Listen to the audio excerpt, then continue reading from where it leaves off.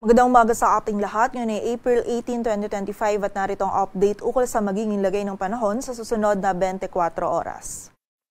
Makita natin ngayon dito sa ating satellite animation na wala halos kaulapan ang nakakaapekto dito sa ating bansa at patuloy pa rin umiiral ang easterlies o yung mainit na hangin mula sa dagat Pasipiko sa malaking bahagi ng ating bansa. Kung saan ngayong araw ay magdadala pa rin ito or meron pa rin tayong posibilidad ng mga isolated o yung mga biglaang pag-ulan, pagkidlat at pagkulog at patuloy pa rin po magiging mainit at maalinsangan yung ating panahon lalong-lalo na sa tanghali. Kaya paalala po para sa ating mga kababayan, kapag tayo ay lalabas, huwag pa rin natin kalilimutan yung pananggalang natin sa direktang init ng araw. At yung mga regional offices naman po natin ay patuloy pa rin silang nagpapalabas ng mga thunderstorm advisories or babala ukol naman sa mga biglaang pagulan na maaaring mag-persist sa ating lugar. And in the next 2 days ay patuloy pa rin pong ganito yung panahon yung ating mararanasan kung saan mainit pa rin, lalong-lalo na sa tanghali at may posibilidad pa rin ng mga isolated na mga pagulan dulot ng easterlies. And sa kasalukuyan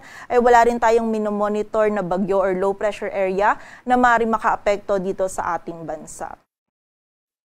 At para nga sa magiging lagay ng panahon ngayong araw ng Biyernes, dito sa buong bahagi ng Luzon kasama na dyan ng Metro Manila ay patuloy pa rin magiging bahagyang maulap hanggang sa maulap yung ating kalangitan. Mainit at maalinsangan na panahon pa rin yung mararanasan natin, lalong-lalo na sa tanghali at bagamat mababa po yung tsansa ay meron pa rin tayong posibilidad ng mga biglaang pag-ulan, pagkidlat at pagkulog na dulot ng easterlies. Ang maximum temperature po natin for today dito sa Metro Manila ay maaaring umabot hanggang 36 degrees Celsius. Sa Tuguegarao ay 37 degrees Celsius, samantala sa Baguio naman ay 27 degrees Celsius. Sa bahagi ng Lawag, Tagaytay at Legazpi, ang maximum temperature ay maaaring umabot hanggang 33 degrees Celsius.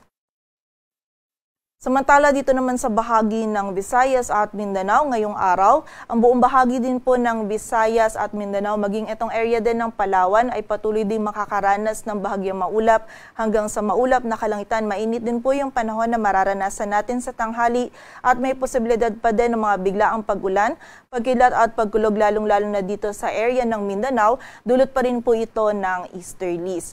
Ang maximum temperature natin sa Puerto Princesa at Iloilo ay maaaring umabot hanggang 34 degrees Celsius. Sa Kalayaan Islands maging sa Zamboanga, Cagayan de Oro at Tacloban ay 33 degrees Celsius, samantala sa Cebu naman ay 32 at sa Davao naman ay 35 degrees Celsius. At para naman po sa heat index o yung damang init, kahapon ng Huwebes dito po sa Metro Manila, yung heat index na naitala natin ay nag-range mula 39 to 41 degrees Celsius. Samantala yung highest computed heat index naman natin ay 44 degrees Celsius sa Etiaga, Isabela at sa Rojas City, Capiz. Samantala for today naman po yung heat index forecast natin for Metro Manila ay from 40 to 42 degrees Celsius kung saan ayon po dito ay posible pong umabot ng danger level yung heat index po natin for today dito sa Metro Manila. Samantala ang highest naman po na heat index forecast natin for today is 43 degrees Celsius dito naman sa Etiaga, Isabela at sa Sangli Point, Cavite. At mapapansin din po natin dito sa ating heat index map na maraming areas din po sa Cagayan Valley, Central Luzon, maging sa areas din po ng Calabarzon, dito rin sa ilang areas ng Mimaropa, Western at Eastern Visayas, maging ilang bahagi pa po ng Mindanao, yung makakaranas po or yung meron po tayong heat index forecast na nasa danger level. And sa malaking bahagi naman po ng ating bansa ay generally meron din po tayong mga areas or karamihan po ng areas din natin ay extreme caution pa rin po yung kailangan. So muli po generally, mainit pa rin po yung panahon na mararanasan natin ngayong araw kaya paalala pa rin po sa ating mga kababayan, lalong-lalo na yung mga may outdoor activities para po sa mga kababayan natin na makikibahagi sa paggunita po natin ng Semana Santa and also yung mga kababayan din po natin na ang nature ng trabaho ay sa labas or outdoor. Kapag po tayo ay lalabas muli po, wag nating kalilimutan yung pananggalang natin sa direktang init ng araw. Hanggat maaari, iwasan din po natin yung continuous activity, lalong-lalo na po yan sa ilalim ng matinding sikat ng araw. From time to time, magpahinga po tayo, magbaon, at ugaliin din po natin yung pag-inom ng tubig para po maiwasan natin yung panganib na maaaring idulot ng init ng panahon sa ating kalusugan. Para naman sa lagay ng dagat baybayin ng ating bansa, wala po tayong nakataas na gale warning. Kaya malaya makapalaot yung mga kababayan natin mga ngisda, pati na rin yung may mga maliliit na sasakyang pandagat.